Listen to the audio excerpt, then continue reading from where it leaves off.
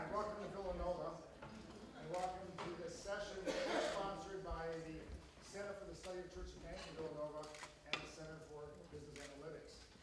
I'm Chuck Sack. I'm the director of the Center for the Study of Church Management. And to give a brief introduction, we are located in the business school here. The moment I say that, folks say, "It's nice, Chuck, but the church is not a business." You're absolutely right. We're not a business. But we do have a stewardship responsibility to carry out God's work using our resources effectively. That often requires using sound business management techniques. We really should be called the Center for the Study of Stewardship. In any event, we do a lot of different things, a variety of things to try to convey how we can use business management to our churches. One-day session with speakers like this. We have 3-day conferences. And we have 2 educational programs I want to call your attention to. This is an infomercial in case we have a webinar series that had to have some flyer for it, where students, through webinars, are able to earn a certificate in church management issued by the Villanova School of Business. It's a very convenient way to increase your management expertise at the parish or diocesan level. We also offer our flagship program is a master's degree in church management. It's entirely online, and it's, again, a very convenient way to achieve a master's degree in church management. As luck would have it, 2 of my grads sitting right in front of me. Wow, good placement, guys. Yeah. So we offer a variety of programs in church management. Now to our speaker is Matt Liebertor, who is the director of the Center for Business Analytics. Thanks, Chuck. Well, we're very happy to be able to co-sponsor this presentation today. This is something that Chuck and I have talked about for a couple of years now. What would be the intersection between our joint interests? And this fits squarely within our intersection. Our center is about the use of data and the use of information to help make better decisions for organizations. So this is a perfect interplay in the area of church management and nonprofit organizations who also have a similar challenge, how to best use data and information to enhance their mission, to better achieve their mission. So today we're very fortunate to have as our speaker Sacha Litman, who is the founder and principal consultant of a firm called Measuring Success, which is a strategy consulting firm dedicated to developing quantitative tools and models to enhance organizational effectiveness. Sacha holds his MBA with highest distinction from the Kellogg School of Business at Northwestern, an MBA from Harvard's Kennedy School, and a BS in Applied Mathematics summa cum laude and Phi Beta Kappa from Yale. Not too bad in terms of the set of credentials. He is the recipient of a Wexner Graduate Fellowship, the Rowe Fellowship, and attended the Party Institute. Sacha has worked prior to founding Measuring Success. He has worked for McKinsey & Company and Credit Suisse and was Director of Strategy and Consulting for an international nonprofit organization. Ladies and gentlemen, I present to you our speaker today, Sacha Litman.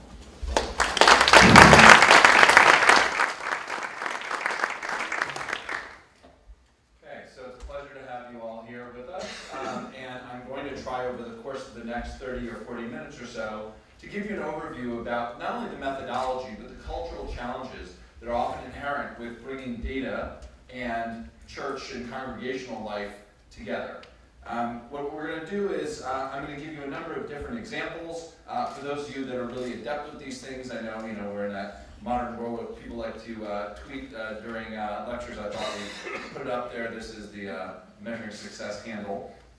Couldn't actually put the last S on there. Didn't misspell it. It just stop it at that point. So a little bit about ourselves, as Matt just explained. What we do is we work with organizations to help them develop performance measurement systems.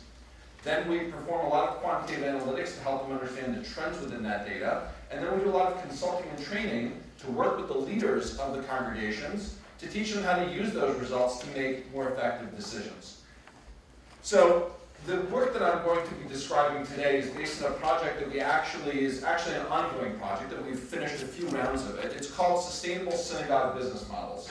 It's a project that we started obviously in the synagogue sector. So far the project's been conducted with about 20 synagogues, and we have data from about 8,000 congregants in those synagogues.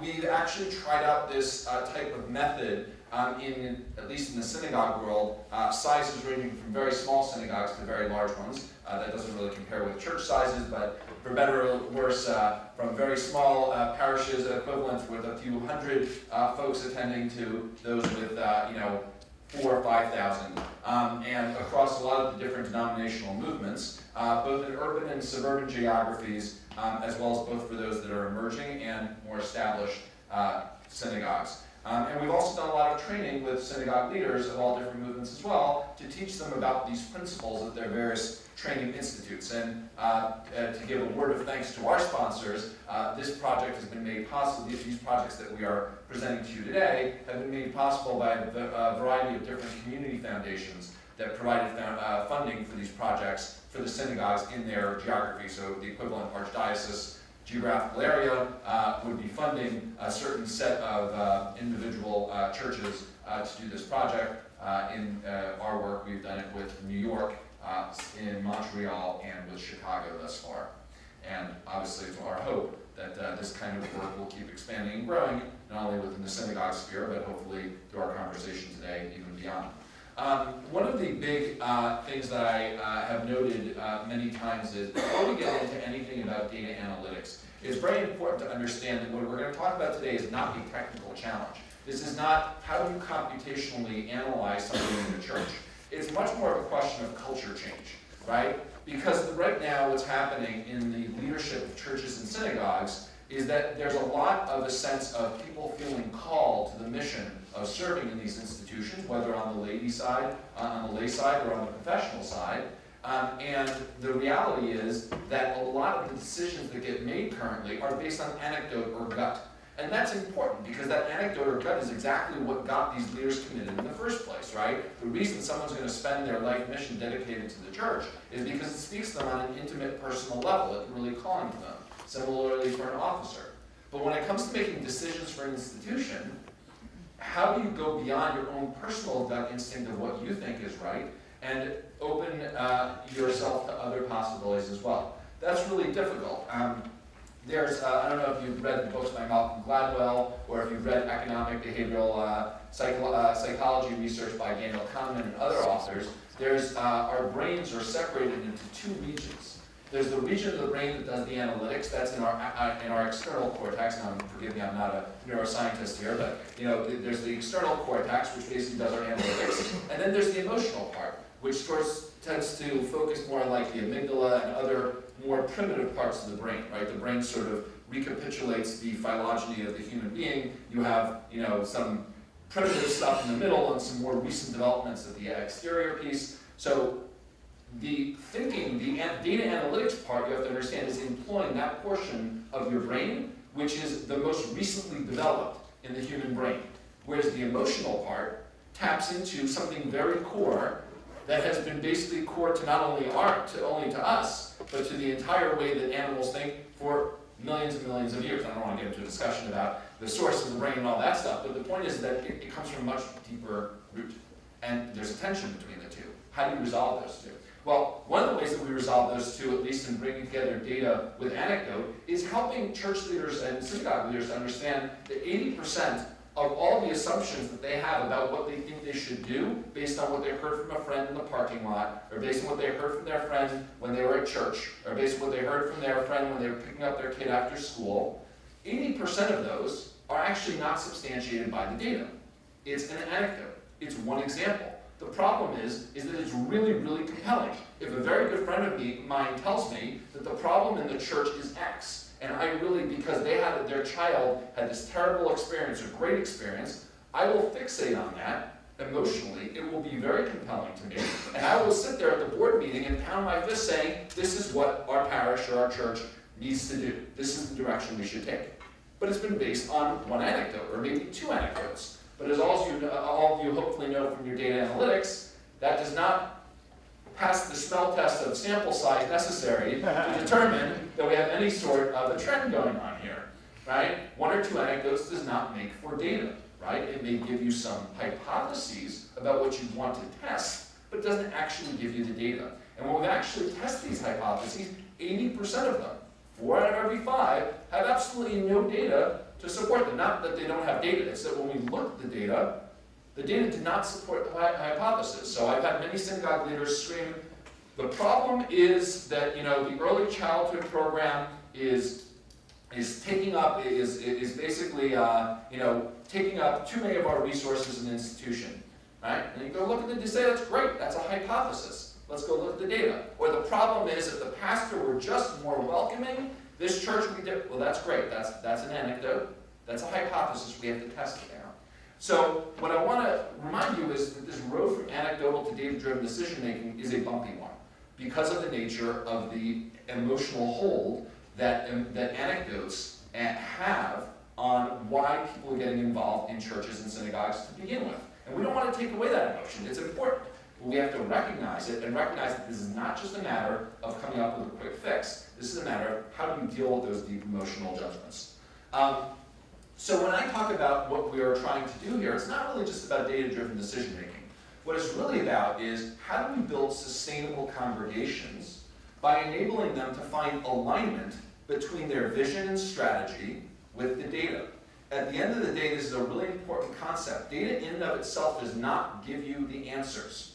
It's about the alignment between your data and your vision. The only thing data really serves to do is it serves to put up a mirror back to the leadership to say, hey, here's what the finances are telling you, or here's what the synagogue's congregants, the church's congregants are telling you, right? And it puts up a mirror to say, well, how does that butt up against the vision?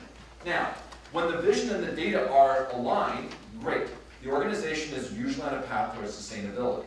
However, more often than not, the data and the vision are not aligned. And we're going to take certain examples today to try to drill into that and explore that further. So let's take a look.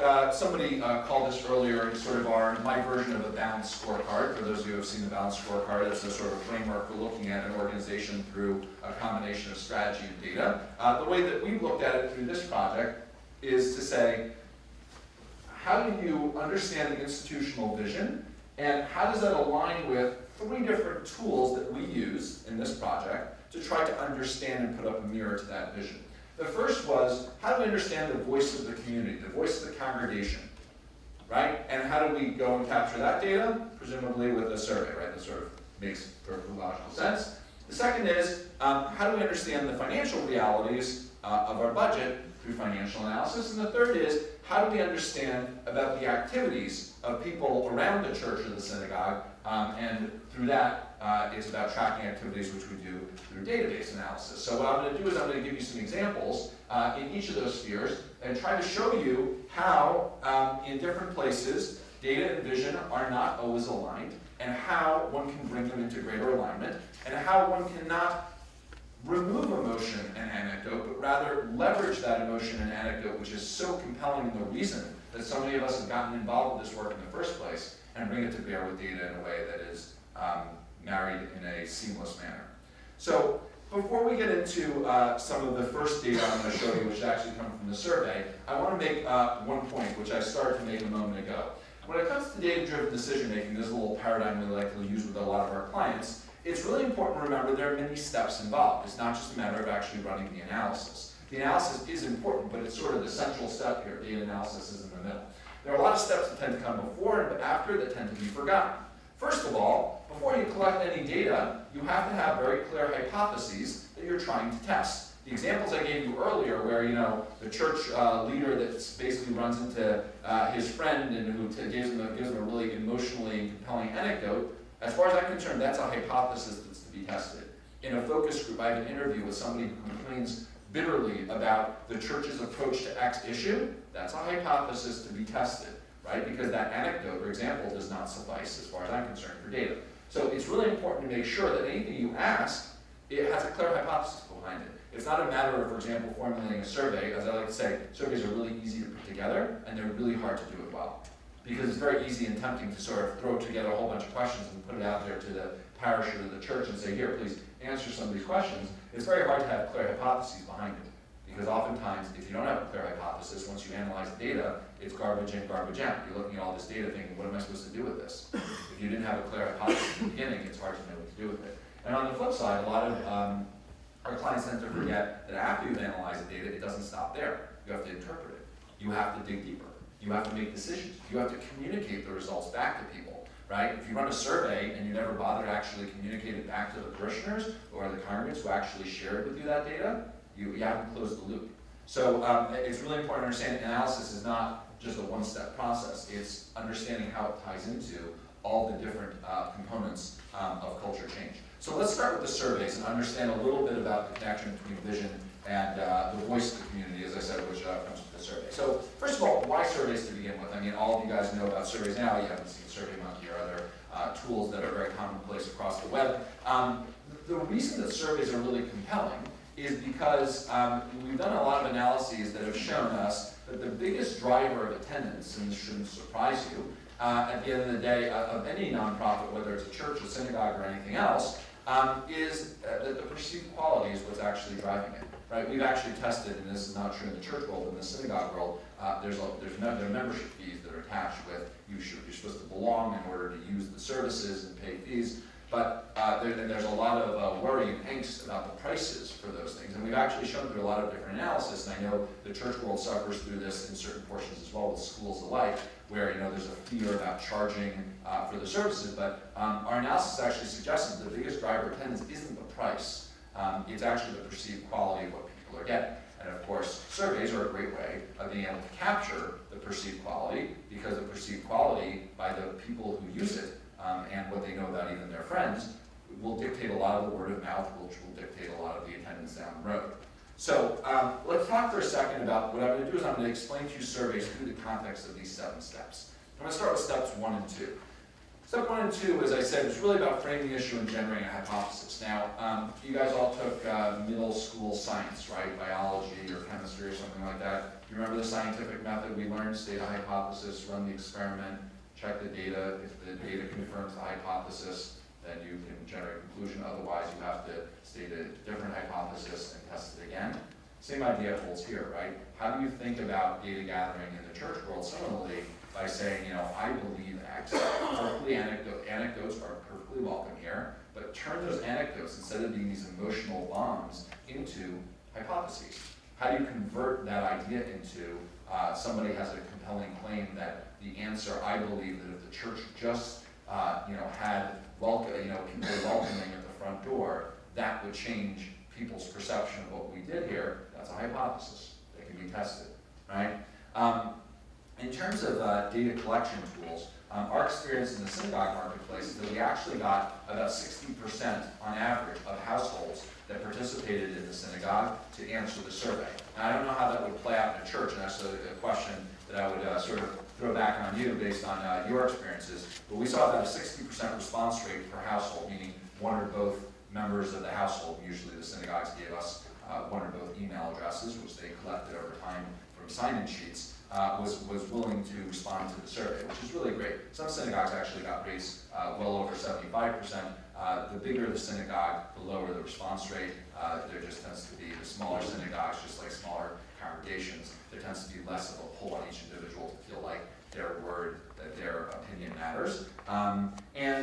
What's interesting is a lot of synagogues, when we started to do these, complained that they didn't have good enough lists of who to actually contact. Like, how would we contact people? We don't necessarily have everyone's email address or mailing address to be able to collect it. So this actually became a really good mechanism to compel the synagogue or the church to actually go out and get the data, right? Sometimes you need a forcing mechanism, like we're going to run a survey to actually say to people, have people say, oh, you know what? We really haven't been actually bothering to collect people's email addresses. Like when you came in here today, I'm sure you were asked to fill in some information. Well, that's a process that, it takes a bit of discipline, but it's really important. And surveys are a really great mechanism for helping to get and capture the voice of your congregation, but it has to be done right.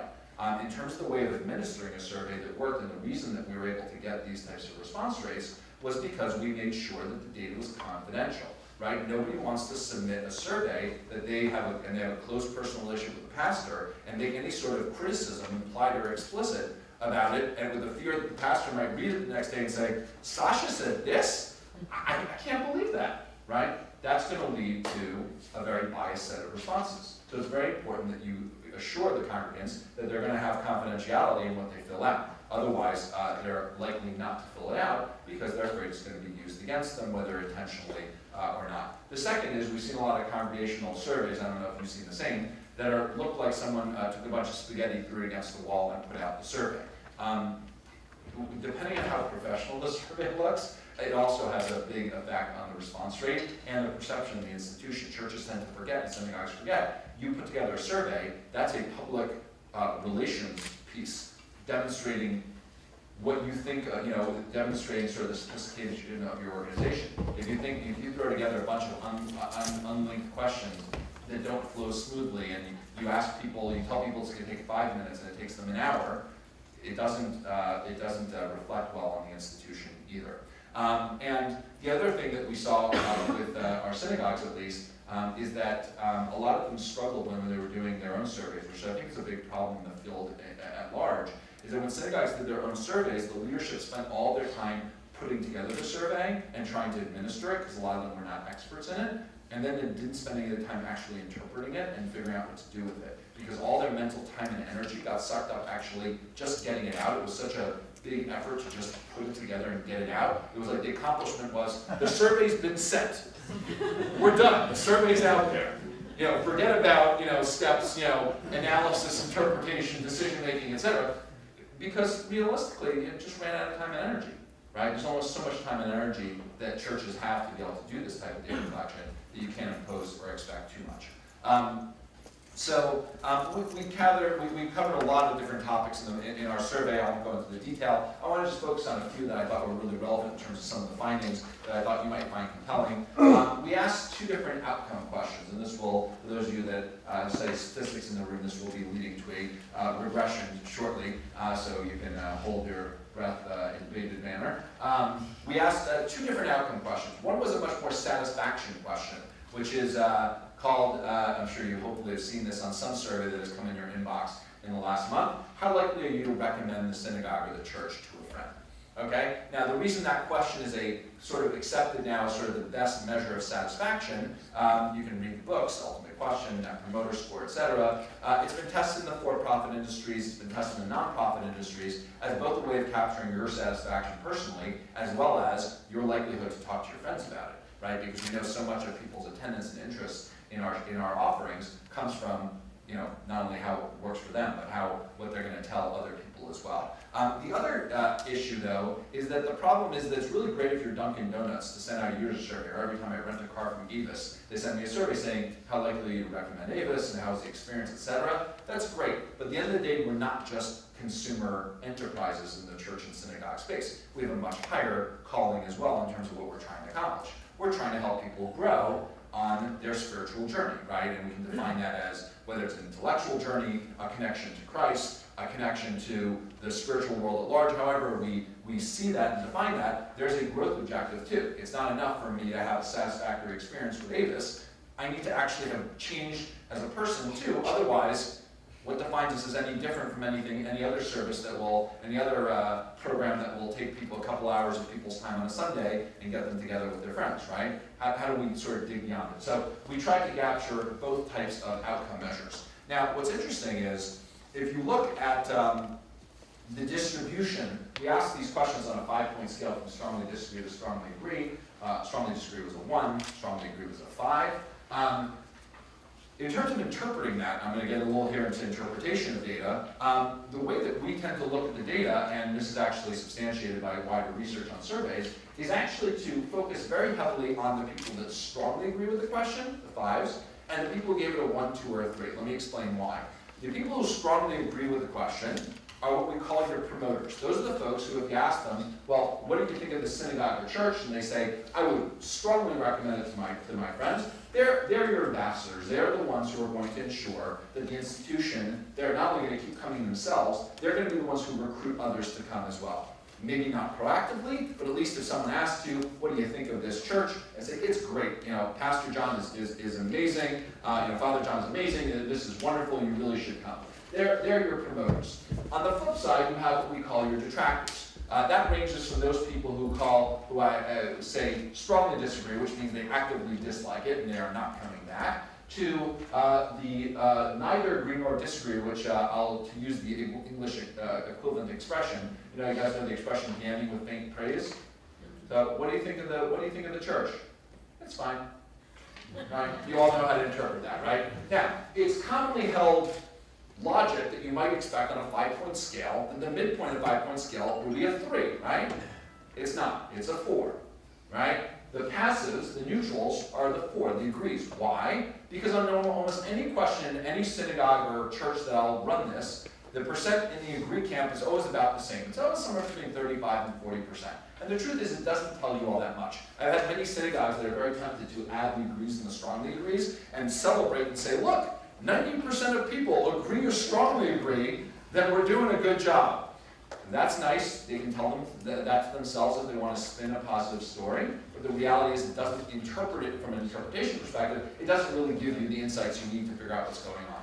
What's much more interesting is to look at the promoters, the strongly agrees, and look at the detractors. Because the detractors are going to leave, and they're going to spread the negative word. The promoters can help you grow. The agrees are sort of the neutral camp.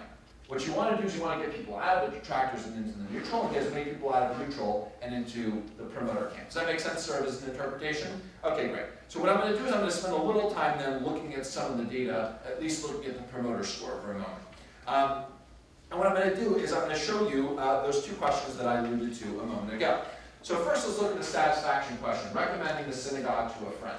Okay, that was the question that we used. Basically parallel to what I shared earlier. And let me just explain to you what's going on in these charts. These charts, essentially, in the red, is showing 2 years of data from 2009 and 2012 from one of the synagogues that we surveyed. This was one of the big ones, had about, 2,500 member families. Their population, they serve about 6,000 people. I think they had a response rate of about 50% of the survey. And you can see that the percent that would strongly agree, or promoters, to recommend the synagogue to a friend was 44% in 2009, and it grew to 52% in 2012. Now, that's actually a statistically significant, meaningful improvement in their scores. It's not so easy to get an improvement of 10 percentage points on something like this in a survey. Sometimes people think, wow, why didn't I get a 30% increase? It's really hard. Getting an increase of more than 5 or 6% is really difficult. It requires a lot of work and energy going into it. What's interesting is you can also look, and one of the real beauties of data, especially in the church world that I think is under leverage, is we have a lot of great peer groups to be able to compare them to. So what I've done here on the left and on the right, those blue bars, represent a peer group of other synagogues similar to this one. Okay, I'm not going to tell you who it is, obviously, because I've breached the confidentiality.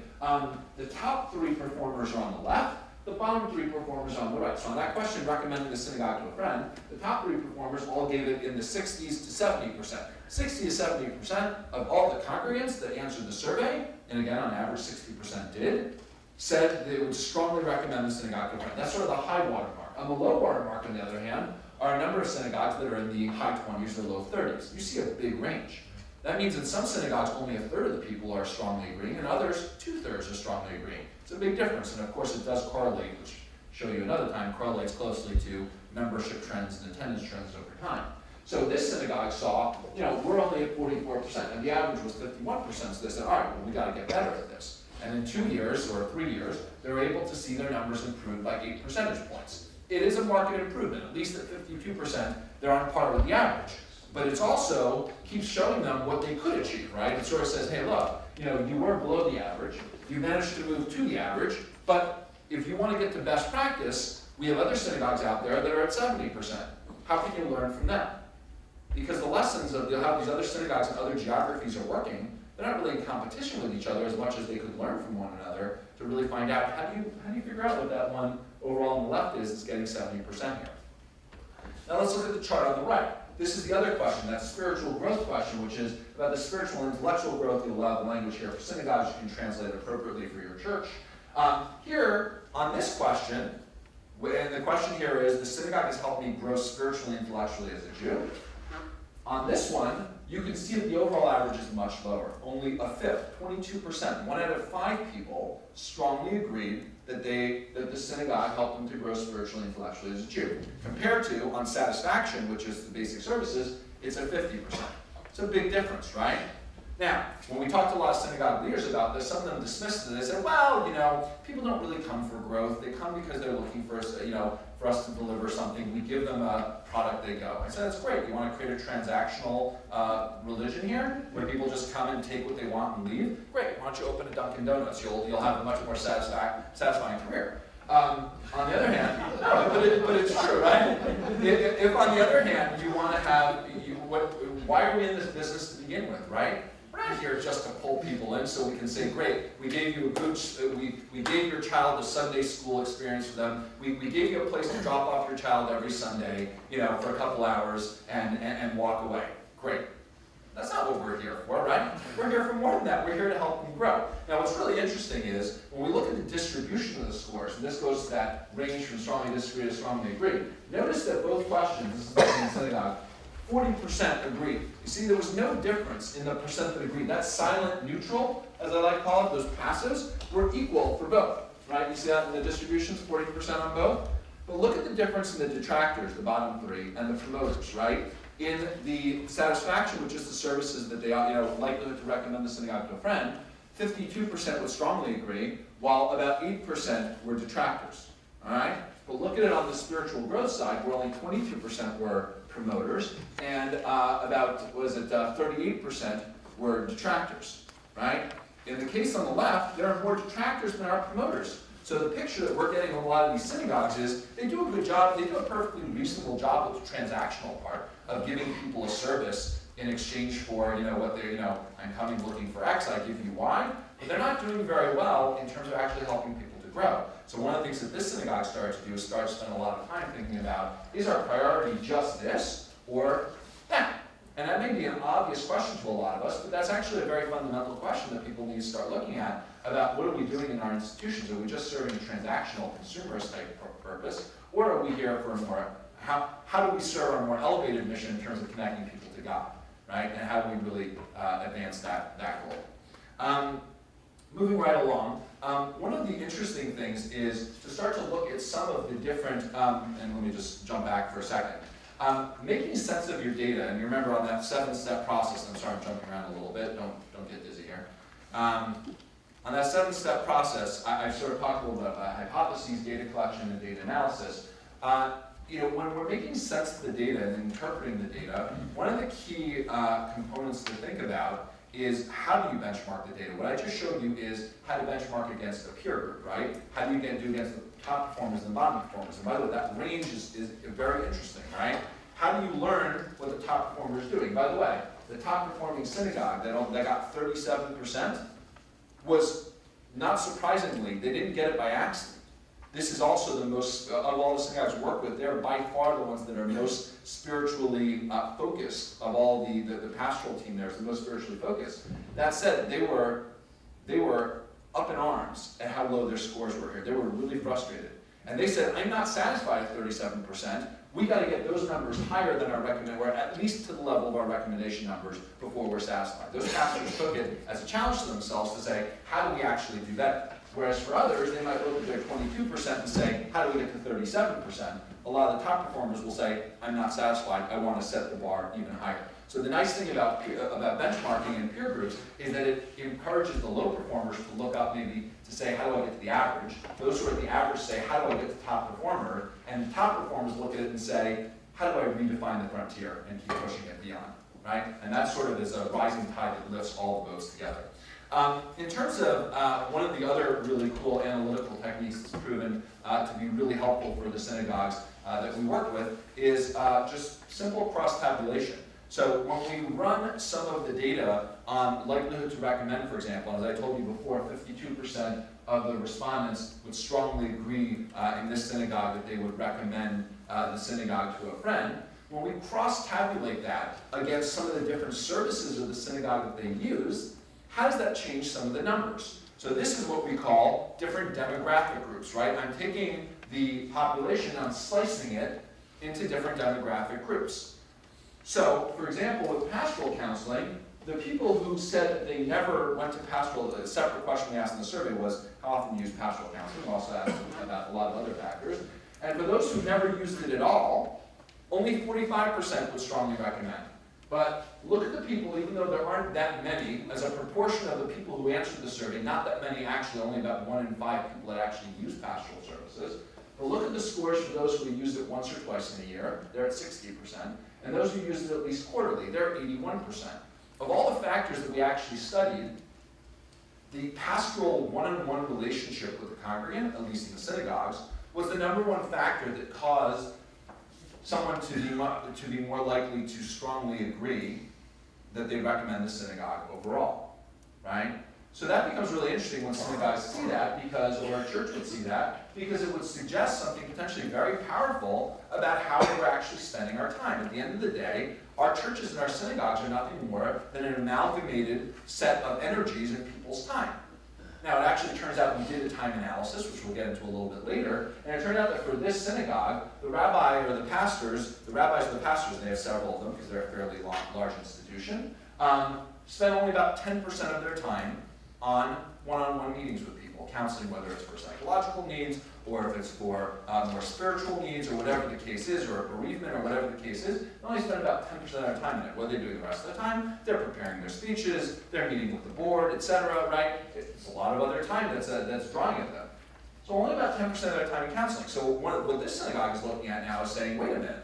So we're seeing from the data that there's a very strong correlation between people's using pastoral, and again, I can't say it's causal, but between people's using the pastoral services and having a one-on-one relationship with the pastor or with the rabbi, and their likelihood to recommend the institution as a whole. And yet the pastor or the rabbi here is only spending 10% of his or her time actually on supporting that need. So what this synagogue started to explore is, what would it mean for us to have the rabbi spend 30% of his time on counseling as opposed to just 10%? What would that mean that we'd have to take off of his plate so that he could do more of this, right? I mean, this has some really interesting ramifications, and potentially the data here has some really interesting ramifications for culturally how the players in the church or the synagogue use their time and energy, which at the end of the day are the real choices that people have on a day-to-day basis. And you can do that same kind of demographic cut for a lot of different areas as well. You can do it by age, frequency of involvement, years associated with it, income levels, etc. So I want to show one other part here about surveys before we move on, and that is some of the other results of some interesting regression analyses that we performed. In addition to identifying that the activity around the synagogue that had the most impact on likelihood to recommend was sitting with the pastor, we actually asked a lot of attitudinal questions of the congregants, and what we found and what we were looking for is what factors most correlate or are most associated with likelihood to strongly recommend the synagogue, but also to actually feel like they grew more as, in terms of their spiritual connection to God or to Christ or whatever the case may be, right? What factors actually affect that? Because if we understand that, we might help leadership figure out where to focus some of their time and energy. And what we identified is that the top 2 factors that have the biggest impact, they're both statistically significant and have the biggest impact on likelihood to recommend satisfaction and spiritual and intellectual growth as well, were the degree to which the institution's vision and values were compelling, and the degree to which the clergy's vision, personal way of seeing that out through their life actually resonated with the congregation. Okay? So those 2 factors had the biggest, not only were they significant, they had the biggest impact of all the factors that we tested in terms of the attitudes that affected the outcomes that we were seeking. Right? So, we talk a lot about vision and values being important, but it's not only important, the data actually suggests it's essential. It's essential to get that in a way, to create that in a way that really resonates and can be educating the congregants that they all really resonate with it, because that seems to affect their satisfaction and their growth with the institution. The third biggest factor, by the way, was the strength of the social connections that people form with one another, because as we know, we're about creating community, and the strength of those communities do also affect the degree of growth and the satisfaction overall. So those are just some interesting findings in terms of the analysis, and I'll keep going and we'll come back later. By the way, interesting side note, because I probably saw the stuff in the bottom that I didn't discuss. We also analyzed some things that were not actually associated with growth, but just associated with satisfaction. And what we found is, at least in the synagogue space, I'd be curious to see how this plays out in the church space. Feeling welcomed by the clergy had a positive effect and likelihood to recommend. Feeling welcomed by the lay leadership, or the laity, didn't. Which is very interesting, because a lot of synagogues have put a lot of tremendous time and energy into greeters and stuff like that. But if you have a curmudgeonly rabbi sitting on the pulpit, it doesn't seem to actually have the effect. It's the relationship with it. It's the feeling welcomed by the clergy that has a significant effect, and the one with the laity doesn't. I'm curious how that would play out in the church space. Just interesting little finding on the side there. Just a quick question. Is that correlation analysis simple regression that you ran? These are based on regressions that we ran, yes. With the outcome variable being either likelihood to recommend or we ran it both ways. And we're controlling for all the factors in terms of the size of the synagogue or the demographics that the individual is answering. So let's take a look at another look now. Let's look at budget, because there's another very interesting, something very interesting to be revealed here, because it's not all about the survey. In terms of the financials, the justification for activity-based accounting, which we've used widely in the synagogue space and with many other nonprofit institutions, is that the vast majority, if you look at the vast majority of the synagogue's budget, and I would suspect this to be true for a parish or a church as well, is that, or one of the dioceses, is that the vast majority of the expenditures and the costs are tied up in what we call overhead. Okay? In the case of this synagogue, 75% of all their expenses were tied up, and I think they had a budget around $3 or $4 million. Basically, 75% of that was all tied up in what we call overhead. But overhead is sort of a big black box. It includes things like clergy salary or rabbi salary. It includes things like maintenance costs for the building, office administrators, facility costs, right? All those things add up and are the vast majority of the expenses. And yet, if you were to look at a business, almost no business would you ever see in their budget the vast majority of all their expenses being overhead. They would have allocated that to the different functional delivery areas of what they're trying to achieve. And that's really, it's interesting, because once it's kept in overhead, you don't really understand the true costs of running all the different programs that synagogues and churches similarly run. This is just a little bit of a diagram of all the different services and programs, at least 13 in number, that a typical synagogue is running. I'm sure it's similarly complex for a church as well. So the way activity-based accounting works, for those of you who don't know, is basically what you're doing is you're taking your direct costs, and then you're adding onto it indirect costs from that, what I call overhead black box, based on some allocation methodology, right? It might be that you're allocating it based on square feet used in the building, or a percentage of the clergy's time, or based on a number of other allocation bases to figure out what the true expenses of something are. So let me give you a quick example here with an early childhood program in the synagogue that I've been using as an example here, where basically their goal of their early childhood program, serves daycare center for young families in their church, was that they were trying to figure out how to not only attract new families, but their expectation, their vision, was that they would also actually generate a surplus from it, right? That would help fund some of the other operations of the church or of the synagogue. So the question, of course, that we asked is, okay, that's great as a vision. By the way, they had trouble articulating that, but we had to sort of get them to be a little more explicit about it. What does the data actually comport here? What does that data actually suggest? So we basically took essentially their direct costs for the early childhood program, then we started layering on the overhead costs. For example, we said, all right, let's take the rabbi with the approximate salary and benefits that you pay Associate Rabbi Sacha, and let's say the salary and benefits were $100,000 for the sake of argument, and Sacha spends 20% of his time with the early childhood program. I'm going to allocate $20,000 of Sacha's time and energies to early childhood, right? Similarly, if the utilities of the synagogue building are $200,000, a lot of synagogues have campuses, similar to churches, $200,000 is the total utility bill every year. Well, you got to pay the utility company, and if, let's say, another 25% of those were allocated to early childhood based on the percentage of the square feet of the building per usage kind of allocation basis, we would have to allocate another $50,000 towards of the utility bill towards the early childhood program. Is this making sense? Yeah, everyone understands? Good. Okay, so this is really important and interesting because here's what actually happened in this synagogue. So if you looked in their budget only reflected the top line.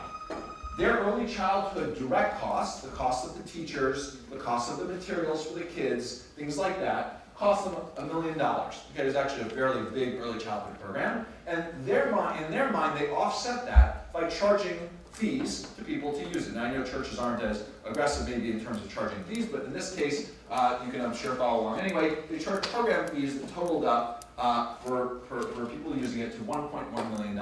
So on their books, they were very happy that they were generating a surplus of $100,000, right? And they felt great about it. Here's the problem. When we actually looked at the overhead costs, it turned out that the early childhood business was taking up a tremendous amount of the resources of the synagogue. It was taking up a lot of the rabbi's time, it was taking a lot of the space of the building, etc. And actually, when we allocate all those numbers, it actually added another $700,000 of indirect costs to the program. So in fact, the true costs of running that early childhood program were $1.7 million. Now, some synagogue leaders like to argue with me and say, well, Sasha, you know, the rabbi's there already, the clergy's already on the staff, the building's there already.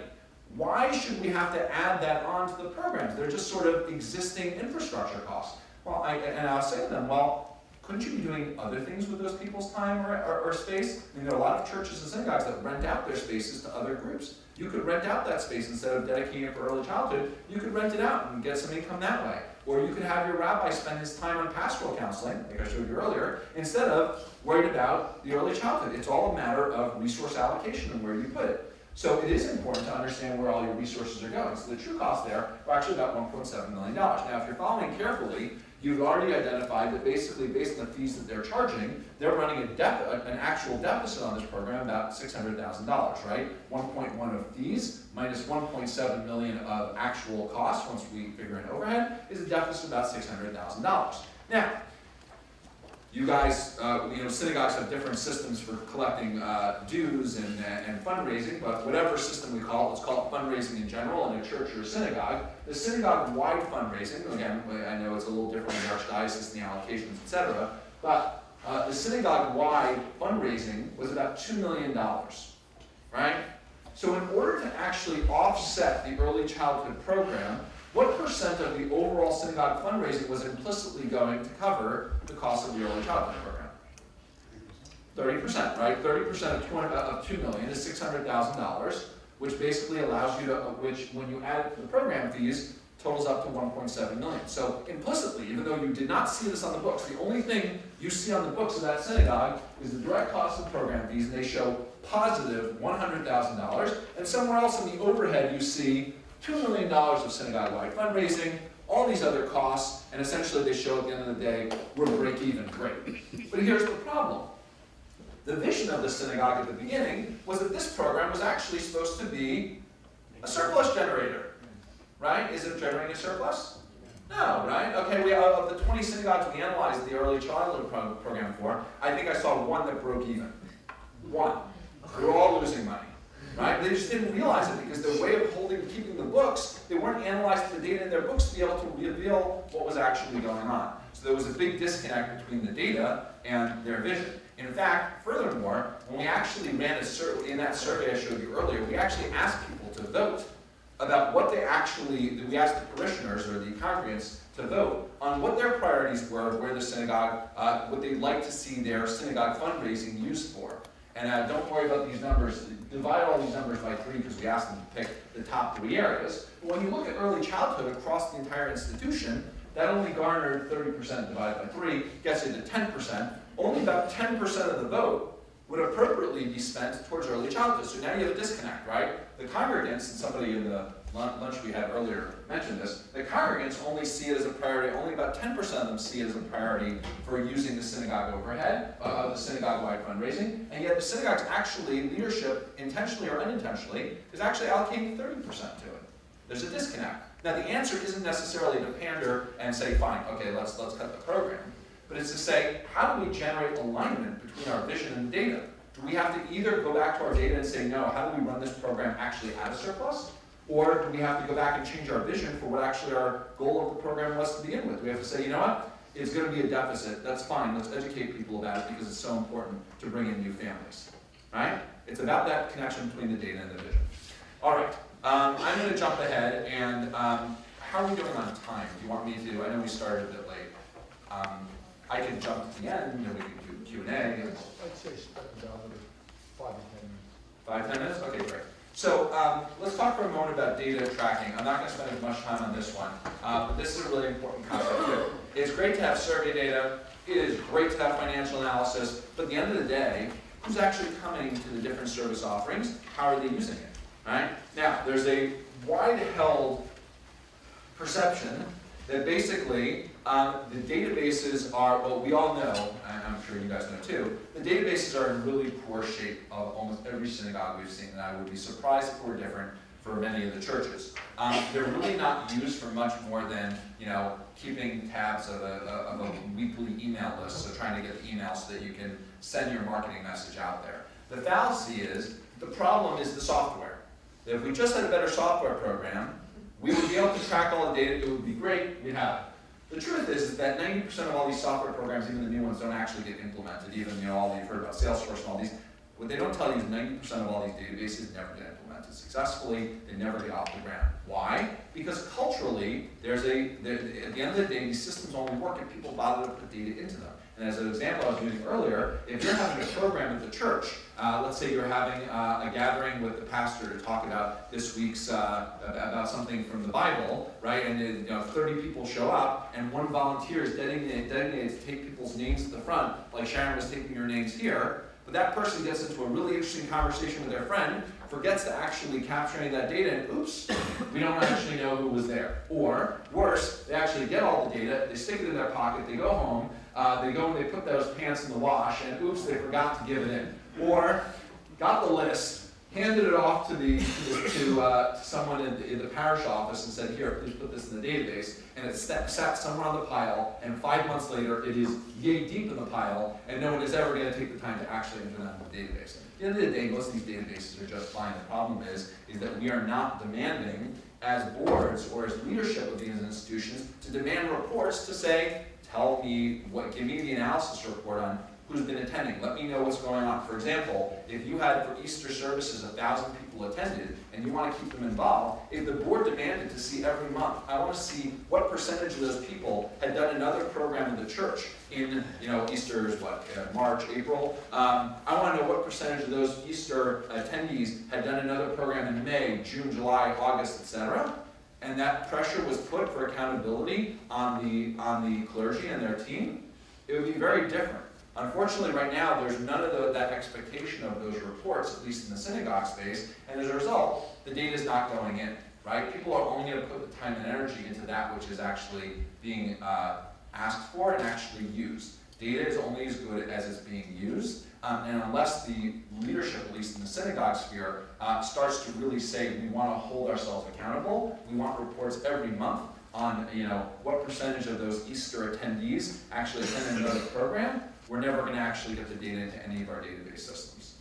So just to wrap up a little bit here and say a little bit what this kind of data-driven approach and vision alignment approach can allow congregations to do differently. You actually don't have this in your packet. I added this on the way over here, so forgive me, we'll say it afterwards.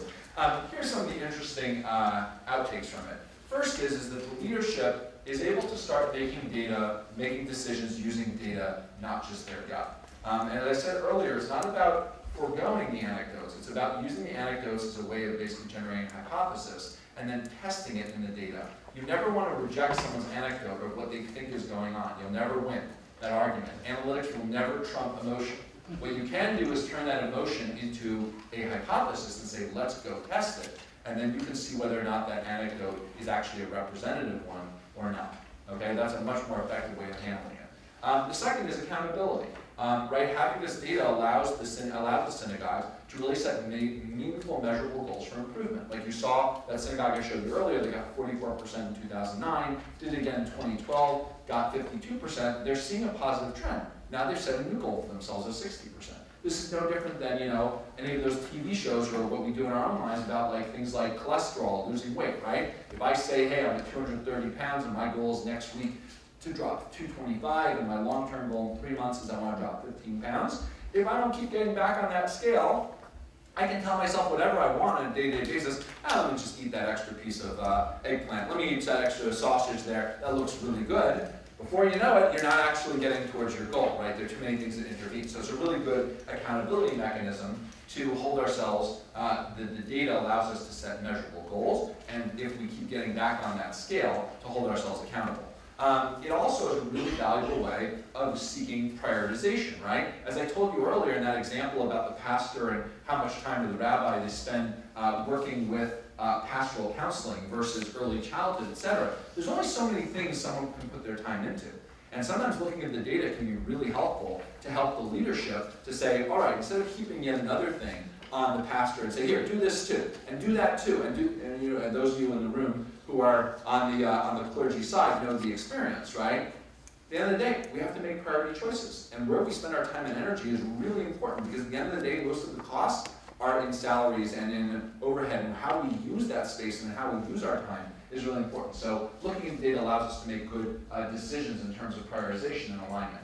And then, the next piece is it really allows synagogues and churches to get much clearer about their vision and their goals. One of the big problems about this idea of aligning your vision with the data is the data is great, but if the vision isn't, often I've sat down with the synagogue leadership team, and you find out that there's a complete split in opinion about what the vision or the strategy should be in the first place. Right? As I said, that data is a really effective mirror to say, hey guys, what is the goal here? What is the vision of what we're trying to accomplish? Because we can't be here to do everything. What are we trying to do, and are we actually achieving it? And those are some of the benefits. We've seen synagogues come out of this really making significant changes in terms of how they use their database to track participants, how they really do make their decisions, a commitment to regularly using surveys, identifying data champions among the clergy or among the laity to really drive the data process, because that capacity is really important, tracking key indicators, using activity-based accounting, focusing on key priority areas is all really great. So overall, it's been a really interesting experience working on this project for the last few years.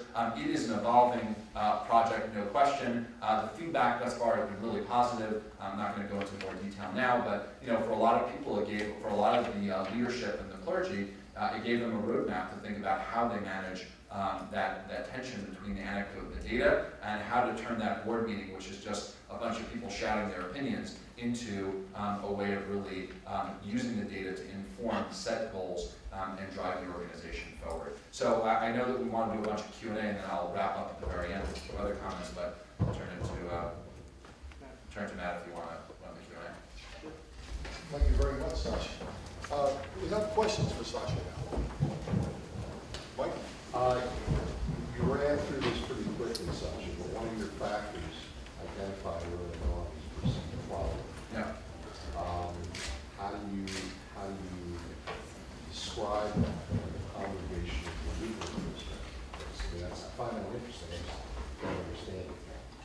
How do you define it from a delivery perspective? Well, what is perceived quality? Mm-hmm. When you're involved with a religious institution. Right. Well, I think that's where it's so important to sit down and meet with some of the key constituents of the church or the archdiocese to find out what are our hypotheses of it, right? Perceived quality is only, again, I always say, start with the emotions and the anecdotes. Let people tell you what they think is really driving the perceived quality of an institution. That can inform the questions that you actually ask in the survey. The analysis will reveal, the data will reveal which of those are actually founded and which aren't. No one could have predicted what we would have found with key drivers of, we ended up defining perceived quality as both growth and satisfaction, but no one necessarily knew what the key drivers of that were until we tested 60 different things, and we found, a few turned out to be the most spoken. Okay. Good.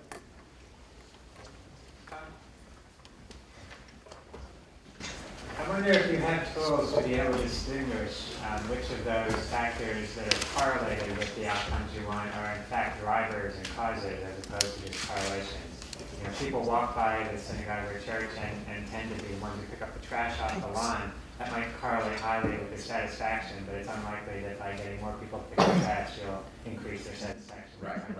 Well, we all know, obviously, that correlation isn't causation, and those of you who are in the data analytics sphere spend a lot of your time either explaining to students or actually hearing about that idea. But the reality is when it's time to do practical analysis, and we're not doing this as a as an empirical research structure. We're trying to take people in their actual lives and track what's going on. We start with clear hypotheses, and then if the hypothesis is reasonable and intuitive, and it's substantiated, like we say, if someone can resonate with the vision of the church, they're more likely to feel that they grew spiritually. And we found that to be substantiated. We say, all right, that's a possible direction of causality. Is it, a lot of things that we know statistically don't run in a one-directional manner. There's a lot of system analysis that suggests that there are a lot of loops in this. But at least, we try to start with a clear hypothesis, and then try to test it through the data as best we can, given that this is pragmatic, practical, applied research. The other piece is, obviously, as we get more data over time, we can start studying not just the relationships between the answers and the outcomes, but also seeing how individual people's responses change, right? That's another analytical method, and see how your individual response changed to an individual question, and how that correlates to your change in your outcome. We don't have enough years of data longitudinally yet to be able to do that, that analysis of the differences. Other questions? Yes. So I know that the whole data gathering process and the data analysis is very important. And I wanted to know what were the effects of the decision of the data analysis on the decision making of the synagogues, and how did they communicate that to their members, and then was there any feedback that led into the data feed, and has that changed anything? Great.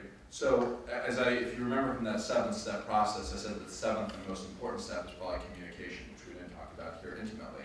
But to your point, and that's a very good one, if you collect a lot of data, analyze it, and you just sit down with a few intimate members, 3 to 5 officers, and the clergy sit down and analyze it, that's a good starting point. But it's really important to remember that at the end of the day, especially for a survey where you ask the opinion of the congregation, you ask them to put their time and energy into it, it's really important to communicate back to them what you learned, right? That's how you build relationships with them. That's how you build trust. So we also talk a lot about how it's important to think about the different stakeholders, the board, the trustees, the elders, the clergy, the congregants, other visitors to the church. How do you look at each of those stakeholders and think about how do we share with them the initial findings? Which group or which cross-denominational group of stakeholders really digs into it? And how do we let them know about the action plan that emerges out of it, right? All this is worth nothing at the end of the day if it doesn't lead to a clear action plan. So a lot of our work actually goes into sitting with the synagogue leadership, to sit with all their leadership and say, all right, let's look at the data. Let's basically figure out where there's a disconnect between your vision and the data, pick a few areas to really focus on, and come up with an action plan to really see it through. Because if that doesn't happen, you definitely don't close the loop and you don't see the results. And then the numbers, when you do it again, haven't really changed. But it's the same thing as losing weight. I can't will myself to lose 15 pounds, right? I've got to change my exercise regimen, I have to change my diet, and I have to be conscious of that. So I have to come up with an action plan. If doctors, I won't get into the analysis of the medical sphere, but if doctors were able to help us, or set up to help us do that, they would sit down and say, Sacha, your cholesterol is X or your weight is Y. Let's set a goal together of, you're now 230. I want you to get to 215 for your health. Let's come up with a plan together, and then let's come up with a way of holding you accountable for ensuring that occurs. And that's the only way that you actually see the results. That's a good question. There was a slide, I wrote down slide 1, and it said attendance reason, perceived quality, word of mouth, and I didn't catch the third. And arrows. Perceived quality leads to word of mouth, which leads to attendance. I was just making the point that from a lot of our analysis, what has the biggest impact on attendance at church, synagogue, any communal activity isn't the price you charge. It's not how beautiful your facility is. A lot of it has to do with the perceived quality of what actually people get.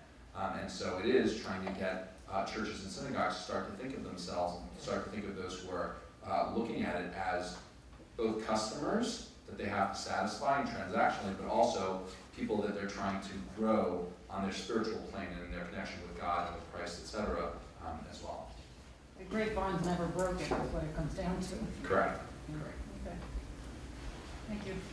Sacha, with your earliest comment about this being funded by the Archdiocese or other charitable overarching facilities. How do you monetize this in a way to get an individual church or a small group of churches to actually fund this kind of data and show them that it's, with the church budget is stretched the way they are, that this will return to them? Right, it's a great point. What we've seen and what works and what we're seeing now is the funding starts, as we've seen in so many places, from the community foundation or from the archdiocese to get the programs off the ground. And then if it's set up the right way, the support from the central foundations basically sloughs off over time until it basically becomes the responsibility of the individual church or parish to put it into their budget directly. But it's very clear that walking up to a church and saying, hey, you guys need to put aside money to do this up front isn't likely to work. You really do need the archdiocese or in the case of the Jewish community, the federation or the foundation to say, hey, we would like to see this happen. We're going to create a program where in year 1 it's free, in year 2 it's 50-50, in year 3 the responsibility is on you. And the expectation is that if they've seen enough value from it over time, they will commit to putting it in their own budget, but only if they see that it really benefits them and showing that they can actually become more sustainable, either because membership or attendance, I should say, of their congregation grows, and if their fiscal, and fiscals get stronger, then they'll actually see the results. That's very helpful. Is there a way that you get that original support from the archdiocese to show them the value of it? I would ask you, right?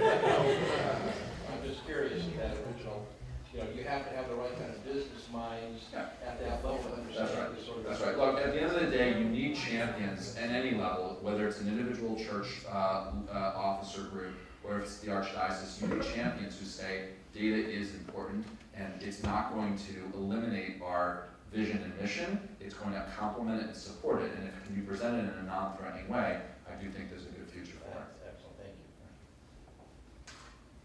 you. Go ahead.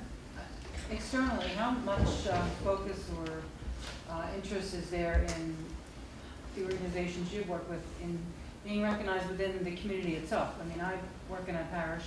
We're very well known. We have a great venue, location, and whenever people say, where do you work? I tell them, oh, that, and they know the church because of its geographic location mainly. But for other things, out-based outreach programs, things like that. Not just maintaining the internal structure of the parish or the church. So you're saying how can you use this data to reach out to more people in the wider? Or what facet of the analysis do you look at and say, we want to get better known within the community for who we are? Awareness outside of just we're the church and we're doing this. Whether it's, just your little local, geographic area or whatever. I think it's a more complicated question that I could probably handle fully now, but I think in terms of this idea of how do you basically, there's a lot of marketing and communication challenges that a lot of synagogues and churches face to say, it's great to know if I'm getting your gist here, it's great to know the opinions of our members or the regular opinions, but what about everyone else that we haven't served? And as I explained earlier, not in this group, but in an earlier meeting, it's to think about it like ripples on the pond. If you're going to really start to use data to start thinking differently, start with the people that you know, analyze that data, and that will give you really important insights in terms of what's being shared with the wider community. Because at the end of the day, how does the wider community learn about the church and how do they form their perceptions about it? They form their perceptions based on what they hear from people that they know in their social networks. So if you can affect how people in your church think about it, it's going to start changing how you're perceived on a wider basis. And once you can really start to demonstrate that for those people that are already using the church, that you know what's going on, you know what they like, what they don't like, you might find some really interesting disconnect. You will find some really interesting disconnects already between what you think you're doing and what they actually think you're doing a good job of. Then you can start worrying about how do you take your message broadly. We use that 80s commercial, the Wendy's had that commercial of where's the beef, right? Because there was all this marketing about, the great new hamburgers, I don't remember all the other fast food chains have, and it's like, well, where's the beef? Same thing here. You can market all you want to those people not using the church now, but start understanding the data for those who do, and it'll give you a lot of insights, and like ripples on a pond, if you can fix those problems at the center and start identifying them there, it'll ripple out well beyond. Other questions? I'm from the healthcare field, and I find your data interpretation so interesting Because I will tell you, in hospitals, we look at, we don't look at the promoters, we don't look at the detractors. We only look at the neutral percentage. How can we get the people who are rating us as 4 to move to a 5? Right. And your interpretation was so different. I find it so interesting.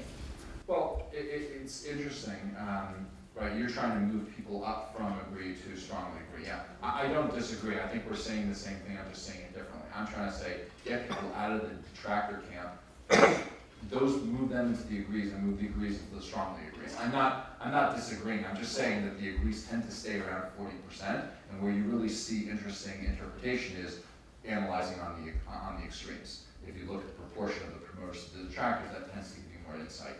But if you are if you have already very few detractors, yeah, then your next challenge is how Oh, do you no, get move I'm the not agrees saying to the we're strong. successful in any Yeah. way. We're not. That's why I'm saying your interpretation may be a better way to look at it for healthcare. I think it's useful to look at areas where there are big fluctuations and extremes, and I think that gives you. And we're constantly up, down, up, down. And I think